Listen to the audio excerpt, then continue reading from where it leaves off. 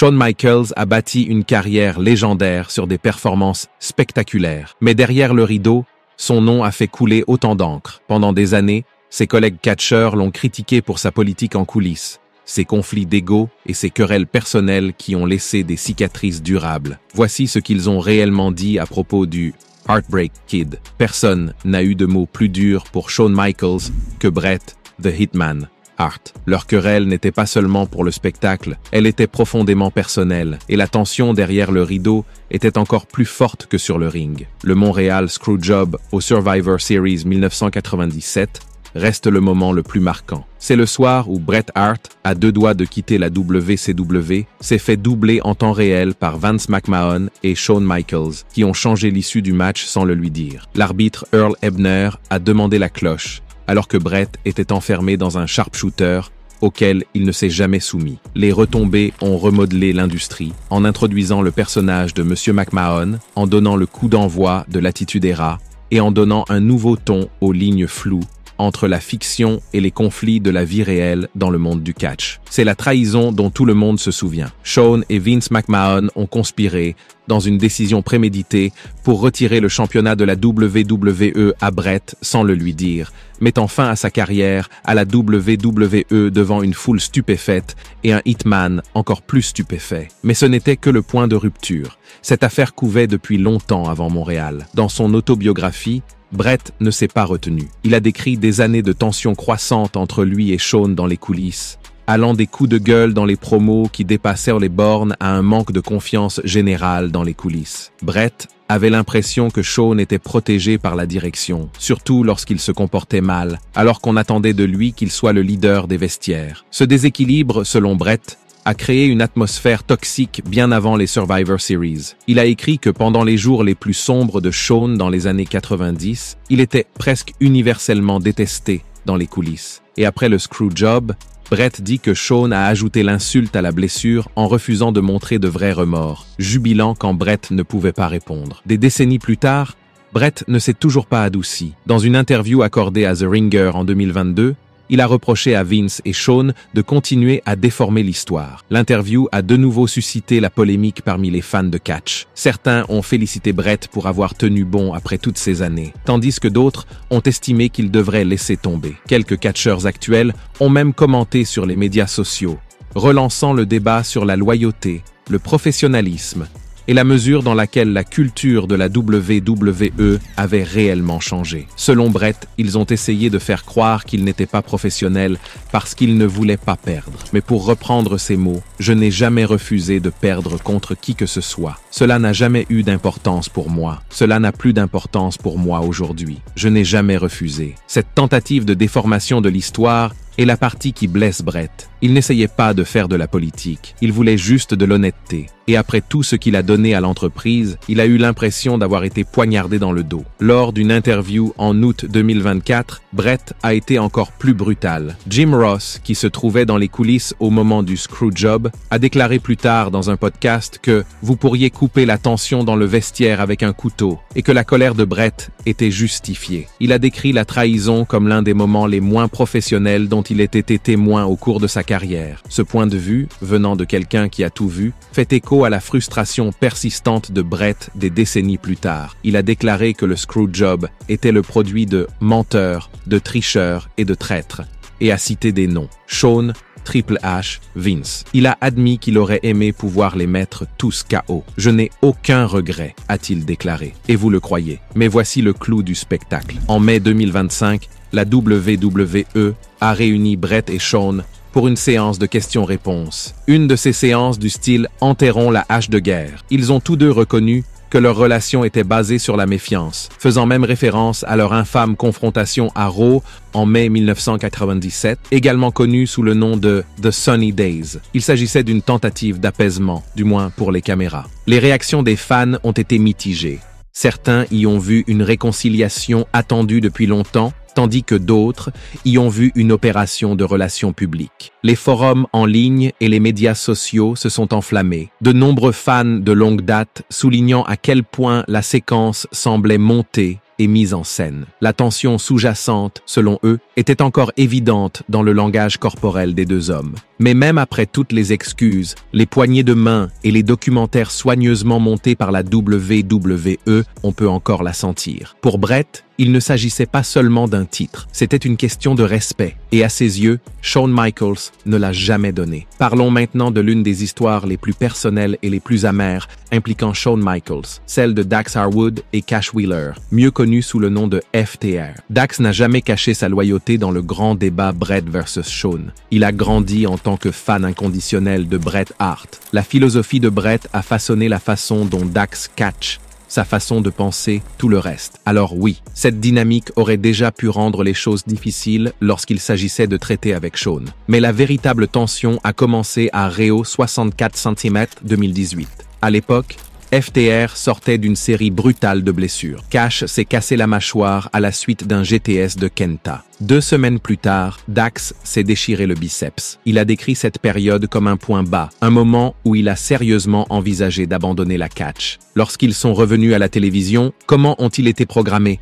Pour se faire battre par DX dans un segment nostalgie, juste des punchlines pour Triple H et ses copains. Dax n'était pas ravi. Pour lui, ce n'était pas un simple segment. C'était leur carrière qui servait d'amusement. Avant le segment, cependant, Dax a eu ce qu'il pensait être un moment sincère avec Shawn. Il lui a parlé de la période sombre qu'il a traversée, des blessures, de la dépression et de la façon dont sa femme l'a aidé à s'en sortir. Shawn a semblé comprendre. Il a dit qu'il avait vécu quelque chose de similaire. Il a même complimenté Dax et Cash, disant qu'ils étaient trop bons pour ce qu'ils devaient faire ce soir-là. Dax a quitté la conversation en se disant « Bon sang, peut-être qu'on s'est vraiment rapprochés ». Puis vint la répétition. Toute l'équipe de DX était là. Triple H, X-Pac, Billy, Road Dogg, etc. Et soudain, le côté compatissant de Shawn a disparu. Il a commencé à se moquer de la blessure de Dax, à faire des blagues sur les choses même que Dax venait de lui confier, devant ses amis. Pour Dax, c'est un coup dur. Il ne s'agissait pas seulement d'être appelé à perdre, c'était s'ouvrir à quelqu'un que l'on respectait pour qu'il se moque de vous dès qu'il y avait un public. Et cela ne s'est pas arrêté là. Après le segment,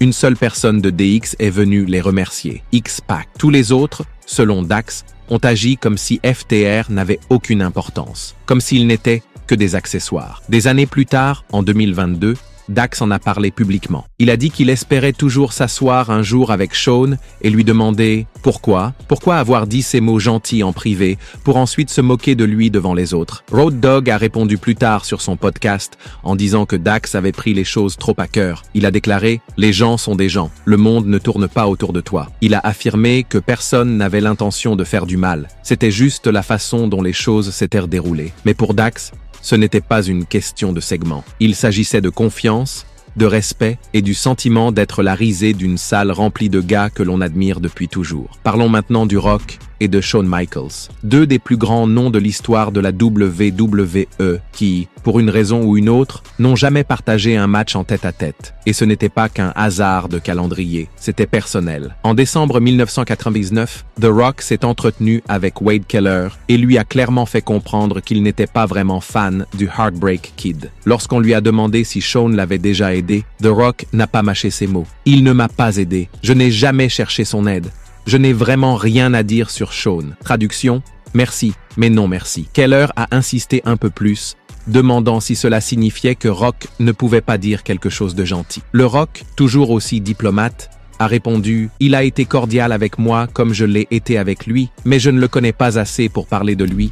Et il ne me connaît pas assez pour parler de moi. » Puis vint le véritable coup de théâtre. Lorsqu'on lui demanda s'il souhaitait un jour travailler sur un match avec Shawn, The Rock répondit « Non, je n'ai aucune envie de travailler avec Shawn. » Pas du tout. C'est une réponse digne du Hall of Fame. En 2005, The Rock ne s'est toujours pas adouci. Dans une interview accordée à WWE.com, il a donné un peu plus de détails. Il s'avère qu'il a rencontré Michaels pour la première fois alors qu'il était adolescent et que Shawn et Marty Jannetty travaillaient pour la grand-mère du rock à Hawaï. Ils ont échangé des A's et c'est à peu près tout. Pas d'amour perdu, pas d'étincelles, pas de match de rêve. Mais Bret Hart avait d'autres choses à dire. Dans son autobiographie de 2007, Bret affirme que Shawn et Triple H ont activement travaillé contre les débuts de The Rock à la WWE, disant qu'ils ne pouvaient pas voir au-delà de leur propre ego assez longtemps pour reconnaître la future mégastar juste en face d'eux. À un moment donné, Shawn aurait même essayé de convaincre Vince McMahon de faire en sorte que Bret prenne le titre intercontinental à Rock en 1997. Et puis il y a Dave Meltzer, qui a tout fait remonter à ce séjour à Hawaï dans les années 80. Selon lui, Shawn a manqué de respect à la grand-mère du rock, qui, soit dit en passant, était le promoteur du spectacle. L'adolescent Rock n'a pas pris cela à la légère et a apparemment voulu en venir aux mains. Apparemment. Même Rocky Johnson, le père de The Rock, s'est mêlé de l'histoire. Il a raconté que lors du premier épisode de SmackDown en 1999, juste après que Shawn ait frappé Rock avec un Sweet Chin Music, Rock l'a confronté en coulisses, lui a dit de se calmer et lorsque Shawn s'est emporté, disons simplement que le Heartbreak Kid aurait fini par regarder les dalles du plafond avec The Rock sur lui, prétendument. Encore une fois, Chris Jericho a plus tard confirmé l'évidence. Le Rock ne travaillerait pas avec Shawn. C'est aussi simple que cela. Pas d'angle, pas de récompense. Pas de match, juste une froideur qui a duré des années. Les choses ont fini par se calmer. En 2008, lorsque The Rock a intronisé son père et son grand-père au Hall of Fame, Michaels et lui auraient enterré la hache de guerre. La WWE a même partagé une photo d'eux riant en coulisses après WrestleMania 27. Mais soyons honnêtes, ce n'est pas parce qu'ils ont souri à la caméra que la tension a vraiment disparu. C'est une rivalité qui n'a jamais eu lieu, un match de rêve laissé de côté, et c'est peut-être mieux ainsi. Parlons maintenant de Vader versus Shawn Michaels à SummerSlam 1996. Ce n'était pas seulement un événement principal, c'était une catastrophe qui a changé le cours de la carrière, et pas de la façon dont on le rejoue dans les films d'archives. Sur le papier, c'était un classique. Vader, un monstre légendaire avec des championnats en or de la WCW et du Japon, affronte l'enfant chéri, crié sur Vader au milieu du ring, suffisamment fort pour que les caméras le captent. Pourquoi? À cause d'une action ratée devant le monde entier. Et cet effondrement n'est pas arrivé qu'une seule fois,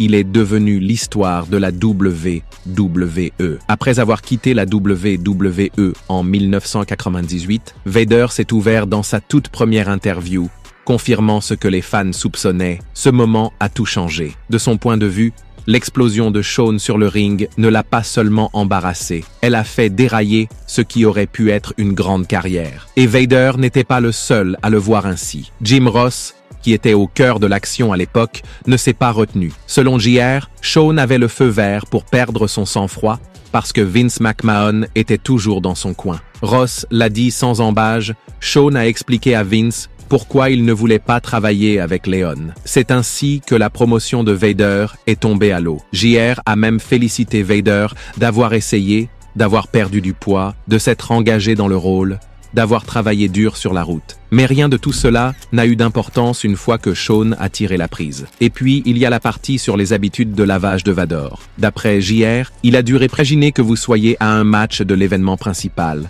et que vous l'empuantiez, littéralement. Pourtant, ce match de SummerSlam était censé être le moment pour Vader. Il avait la crédibilité, le look et l'élan. Mais quand vous êtes sur le ring avec le leader qui peut faire plier l'oreille de Vince quand il le veut, un faux pas et un ennemi en coulisses peut vous faire descendre dans la hiérarchie. En fin de compte, les interviews de Vader et les commentaires de Jim Ross donnent une image claire de la situation. Shawn Michaels a usé de son influence pour écarter Vader de la scène des titres. Et Vader, malgré toutes ses références et sa préparation, ne s'est jamais complètement remis. Rob Van Dam a toujours marché au rythme de ses propres bongos. Et lorsqu'il s'agit de Shawn Michaels, il a fait preuve d'une honnêteté rafraîchissante, parfois brutale. Leur relation a connu des débuts difficiles, fondés sur l'indifférence professionnelle et quelques moments gênants. Mais au fil du temps, elle s'est transformée en quelque chose qui ressemble vaguement à un respect mutuel, avec quelques excuses à la clé. En 2002, Shawn Michaels a fait son grand retour sur le ring après 4 ans d'absence. Et devinez qui a eu l'honneur de l'affronter à Raw?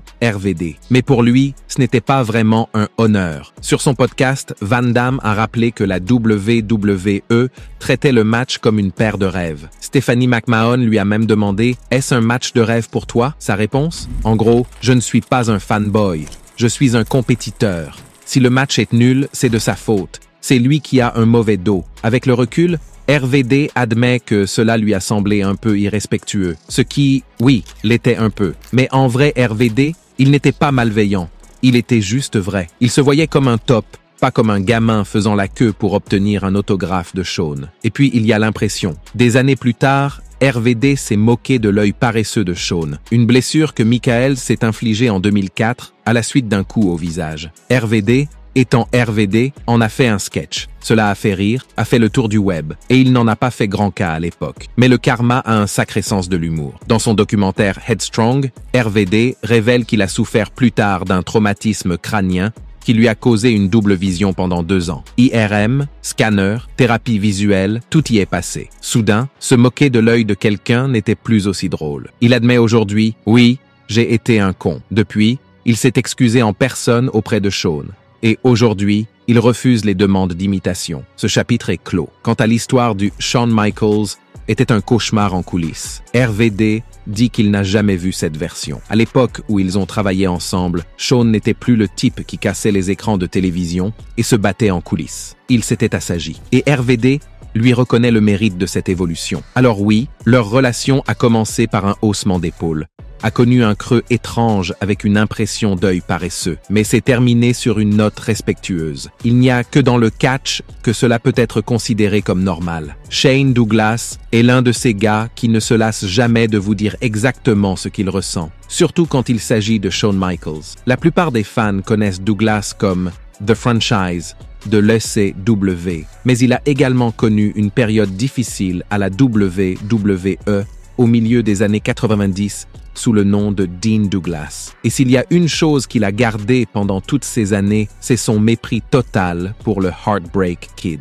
Revenons à 1995 et à l'infâme incident de Syracuse. Selon l'histoire officielle, Shawn Michaels s'est fait sauter par une bande de gars à l'extérieur d'une boîte de nuit et a dû déclarer forfait pour le championnat intercontinental. Cela semble dramatique, n'est-ce pas? Mais pour Shane Douglas, il s'agissait moins d'une bagarre tragique dans un bar que d'une performance digne d'un Oscar. Dans des interviews ultérieures, Douglas a déclaré que le calcul n'avait jamais été fait. D'abord, il s'agissait de 3 hommes, puis de 15, puis peut-être de 18. À un moment donné, on a commencé à penser que Shawn s'était fait sauter par un petit village. Et pourtant, le gars n'était soi-disant pas assez blessé pour éviter le ring, juste assez pour éviter de perdre sur le ring. C'est drôle comme ça marche. Douglas était censé reprendre le titre à Shawn lors du prochain pay-per-view. Au lieu de cela, Vince McMahon lui dit « Tu vas faire une promo, Shawn va sortir en tenue de ville et te remettre la ceinture. » La réaction de Shane, en gros, « Vince, tu te moques de moi ?» Il compare cela au fait qu'il a grandi en entendant des légendes comme Bruno Sammartino parler de la défense de leur titre avec du sang,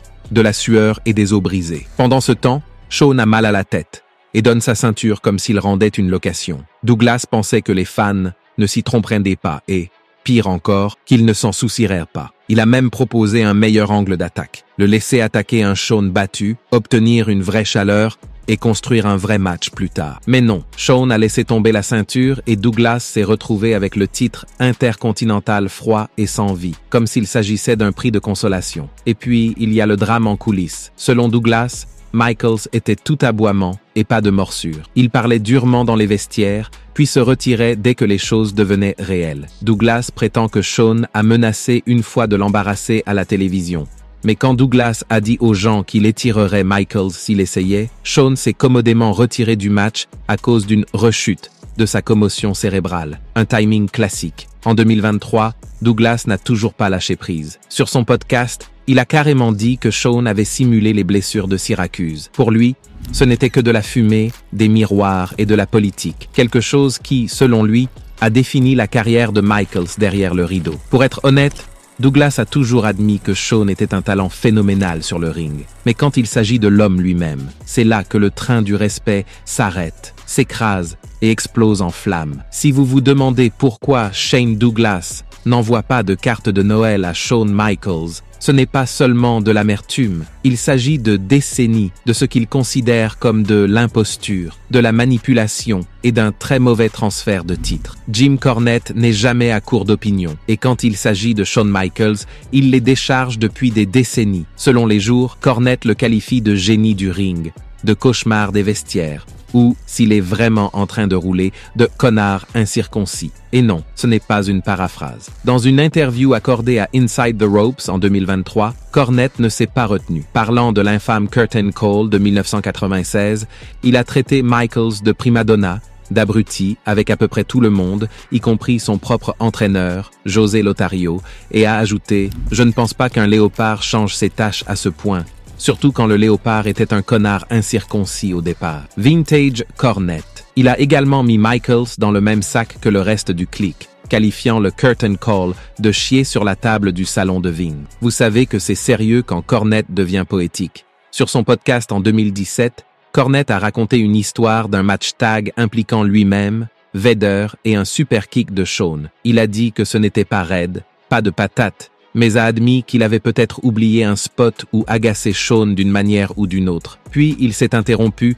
disant en substance « Je ne sais pas, je ne me souviens pas, j'ai de meilleures choses à stocker dans mon cerveau. » Mais le vrai bijou. Le récit par Cornette de la bagarre en coulisses entre Bret Hart et Shawn à Hartford. Selon Jim, Bret en avait assez des commentaires malins de Shawn et l'a simplement frappé dans les toilettes. Et qui était le seul autre gars dans la pièce? Jerry Lawler, en train de chier dans la cabine. Cornette jure que Lawler a dû se précipiter pour interrompre la séance. Et la cerise sur le gâteau, Shawn se précipite dans le bureau de Vince quelques instants plus tard, en tenant une touffe de ses propres cheveux, arrachée par Bret.